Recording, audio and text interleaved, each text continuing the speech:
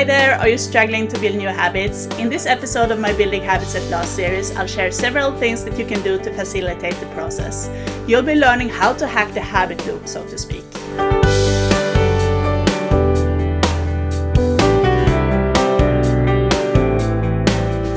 Hi there, dear leaders. Teresa here from Lead Yourself. I'm helping you to lead your life towards more freedom and more happiness by providing insights and tips on how to improve your life when it comes to time, energy, and money. If you're new to this channel and you want to take advantage of those insights and tips, then hit the subscribe button right now. So this video is part of a series about building habits at last, and in this episode we're finally getting into some actionable stuff. But if you haven't watched the previous episodes yet, I strongly suggest you do, as they contain essential information that this video will assume you know about, especially in regards to the habit loop that we talked about in the previous episode. Just to remind you, the habit loop describes how habits work in our brain and consists of 4 steps: cue, craving, routine, and reward. So now I will provide you with several tools and strategies that you can use to hack these steps. Our first point of attack are the cues or triggers. They serve as reminders, and without them, well, let's just say you'll forget to do what you set out to do. When I set out to drink more water, I had an app where I tracked how much water I drank. I also had a habit tracker where I checked off every evening that I had reached my hydration goal for the day. The problem that I ran into quite often after a while was that I had to catch up with a lot of water right before I went to bed. The reason was that I had not set any reminders during the day that caused me to drink, and I was really bad at recognizing thirst as a trigger. Now, in the beginning it worked because I was replacing sugar with water, and whenever I had sugar craving, it was a reminder to drink water. But over time, those cravings disappeared completely as my sugar addiction went away.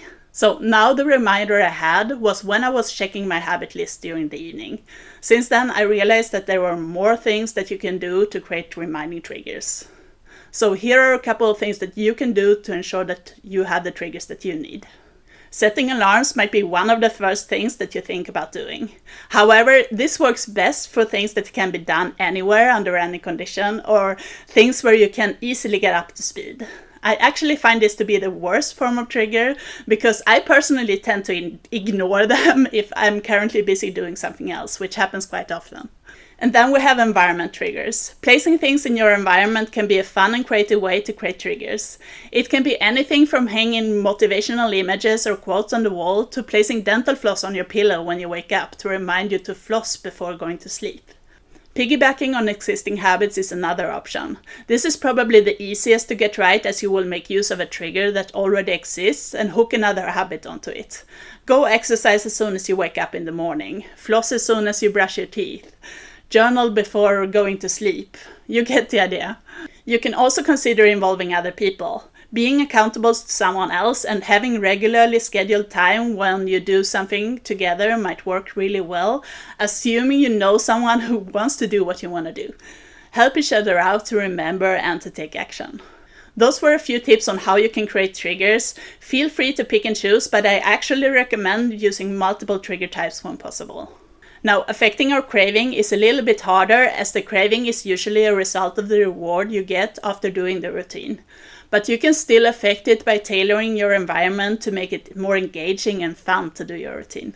Make sure you create a space for your routine. If possible, only try and use this space when you perform your routine, and try to make it a positive space. If you need to go somewhere else, make sure that the journey there is also enjoyable. For instance, I have a favorite place to go running, and it takes me around 15 to 20 minutes to drive there. And while driving, I put on my favorite music and let go while singing. I love to drive on my own for that very reason, and this becomes part of the craving I have to go running. So try to find something like that will make your habit more enjoyable.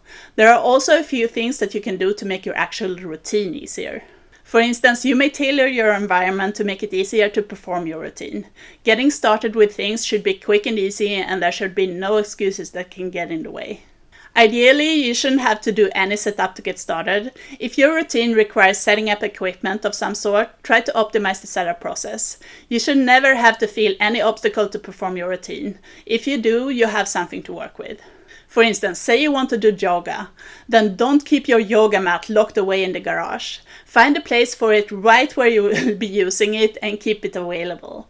The hardcore version of this is even to keep it on the floor, but that depends on your space, of course. You can actually turn this around as well if you want to replace a bad habit with a good habit.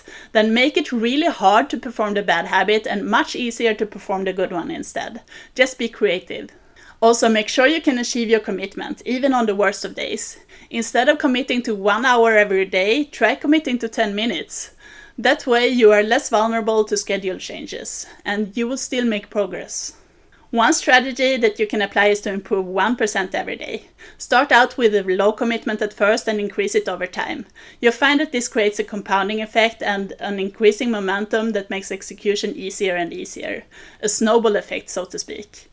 This will keep you going long enough until the rewards kick in and you become addicted and the habit gets formed. Finally, let's talk a little bit about rewards. And in my opinion, there are different types of rewards. First, a reward might come in the form of actual progress towards a measurable goal, for instance, weight loss from exercising. You can also decide to add longer-term rewards. For instance, if I take a nice picture every day for a year, I get to buy myself a really nice camera. But for the everyday execution, it's best to have at least some short-term reward. In the daily photo example, this might be likes on social media or just the feeling that you're constantly improving your picture-taking skills. Other short-term rewards might be checking stuff off a list and the satisfaction that this brings. There are quite a few apps out there that allow you to do that, and there are also apps that award you points and achievements if you like to gamify the process. I'll link a few in the description below if you need inspiration. So try and come up with some reward system for your habits, including both long-term and short-term rewards. You might actually need to experiment a little to see what motivates you.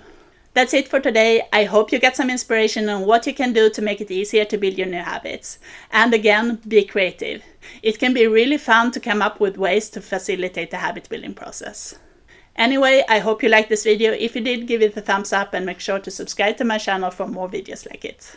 In the next episode, we'll talk more about accountability and how you can design systems to keep you accountable and why they work from a psychological point of view. I hope to see you there. Thanks for watching. Bye!